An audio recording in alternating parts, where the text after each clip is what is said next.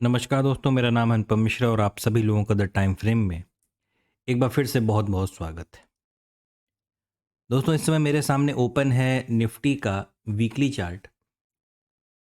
और हम अगर यहाँ पे देखें, दरअसल वीकली चार्ट दिखाने के पीछे का मकसद ये है कि एक पॉइंट यहाँ पे नज़र आया था जो कि आने वाले दिनों में हो सकता है। मेरी बात को समझिएगा कि ये हो सकता है, अगर मार्केट हमें इस नीचे की तरफ का रुख देगा तो वो पॉइंट बहुत इंपॉर्टेंट रोल प्ले करेगा।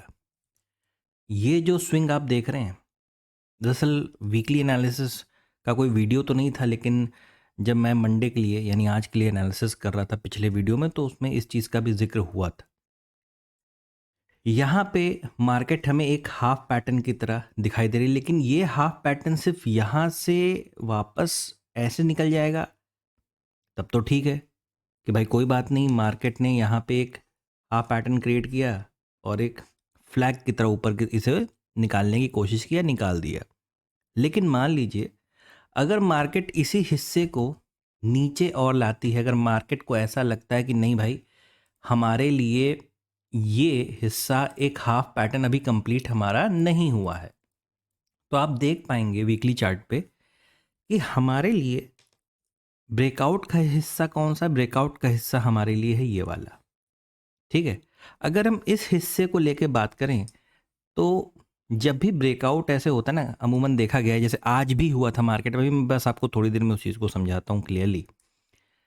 तो मार्केट अमूमन क्या करता है, यहाँ तक आता है, उसके बाद ही ऊपर की तरफ निकल सकता है।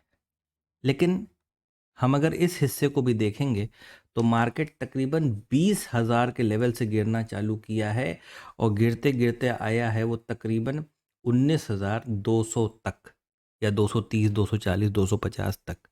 ठीक है, तो बहुत अच्छी खासी नीचे की तरफ हमें रैली देखने को मिल चुकी थी ऑलरेडी।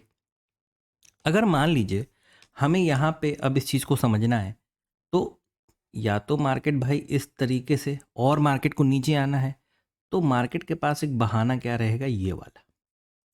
और तब जाके ये जो स्विंग आप देख पा रहे हैं, ये बहुत इंपॉर्टेंट रोल प्ले करने वाला है आने वाले वक्त के लिए।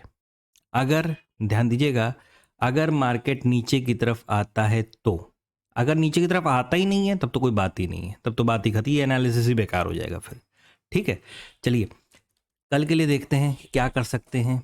डेली चार्ट पे अगर आते हैं तो डेली चार्ट पे फिर वही एक चैनल बनाएंगे, चैनल को देखेंगे तो हमें एक प्रॉपर ब्रेकआउट मिल चुका है।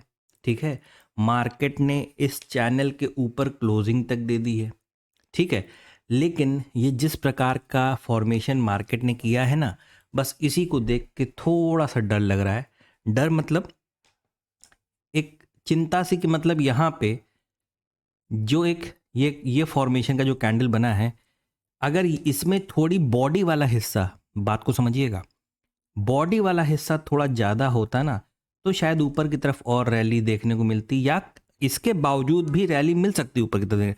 लेकिन ये भी बहुत ज़्यादा चांसेस हैं कि इसके बगल में हम कोई कैंडल बना लें, या ये जो हिस्सा आपको दिखाई दे ना, मतलब इसके लो पॉइंट से, इसके लो पॉइंट से इसकी बॉडी तक का जो हिस्सा है ना, इसके बगल में भी चांसेस हैं कि हम कोई कैंडल डेवलप कर सकते हैं। कल का सेशन थोड़ा सा आपके लिए ट्रिकी साबित हो सकता है। ठीक है, कल का सेशन थोड़ा सा ट्रिकी साबित हो सकता है, और फिर निफ्टी की कल एक्सपायरी भी है, तो उस लिहाज से भी हमें इसे थोड़ा सा देखना पड़ेगा। चलिए फ्रेम को छोटा करते हैं और अवली चार्ट पे चलते हैं कि हमें यहाँ पे क्या नज़र आ रहा था। देखिए, मैं बिल्कुल इसी चीज़ की बात कर रहा था जब मैंने अभी वीकली चार्ट को लगाया था।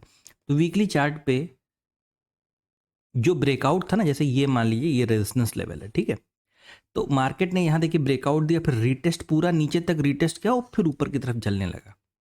ठीक है, जिन लोगों ने कल एनालिसिस वाला वीडियो देखा होगा, आज के लिए बिल्कुल एग्जैक्ट ये चीज़ बताई गई थी कि अगर फ्लैट ओपन होंगे तो भी ऊपर जाएंगे, गैप डाउन होंगे तो भी ऊपर जाएंगे, लेकिन अगर गैप अप ओपन हो गए तो पहले नीचे आएंगे इस लेवल तक और दोबारा फिर ऊपर जाएंगे। ठीक है, तो कुछ कुछ मार्केट वैसा ही करता हुआ दिखा, हमने देखा मार्केट को। और अभी की अगर हम बात करें अगर हम अभी की बात करें तो इस हिस्से पे अब हमें एक रेजिस्टेंस दिखाई दे रहा है, ठीक है। और दूसरी चीज़, मार्केट बिल्कुल अपने सपोर्ट लेवल से एक तरफा, ध्यान दीजिएगा मेरी बात पे, भले ही हमें यहाँ पे एक डब्ल्यू पैटर्न का सपोर्ट था, वो बात ठीक है, लेकिन मार्केट अपने नियमों को ख़राब नहीं करेगा, ठीक है। तो यहाँ से बिल्कुल एक तरफा चलने का मौका मिला और हम चले भी, ठीक है। इस चीज़ को मार्केट कल के दिन कैसे बिहेव करता है, ये अपने आप में बहुत ही चौंकाने वाला हो सकता है। दूसरी चीज़, अगर हमें शॉर्ट का ट्रेड देखना है, मैंने कल के वीडियो में भी बोला था, आज के वीडियो में दोबारा बोलता हूँ, जब तक प्रॉपर प्राइस एक्शन नहीं मिल जाता तब तक शॉर्ट के ट्रेड को अवॉइड कर दीजिए। अगर आपकी आंखों के ठीक सामने रेजिस्टेंस खड़ा है, चाहे तो आप किसी स्ट्रेटजी का इस्तेमाल कर लीजिए, स्ट्रैडल स्ट्रैंगल कुछ भी करना है आप कर सकते हैं, ठीक है। लेकिन यहाँ पे कोई भी शॉर्ट का ट्रेड तब तक मत लीजिएगा जब तक यहाँ पे आपको किसी प्रकार का फॉर्मेशन ना दिख जाए। अगर फॉर्मेशन दिखता है, उसके बाद मार्केट उसे ब्रेक करता है, तो ठीक है। अगर आपको लगता है कि आपका स्टॉप लॉस किसी छोटी जगह पे डेवलप हो रहा है, जहाँ पे स्टॉप लॉस छोटे हैं, वहाँ पे आप इन ट्रेड्स को ले सकते हैं। दोस्तों, फ्रेम को थोड़ा सा चेंज करते हैं, 15 मिनट पे चलते हैं और 15 मिनट पे हम देखते हैं कि मार्केट हमें क्या बता रहा है। बिल्कुल वही चीज़ है, कोई बहुत ज़्यादा अंतर नहीं है 1 घंटे और 15 मिनट के फ्रेम में।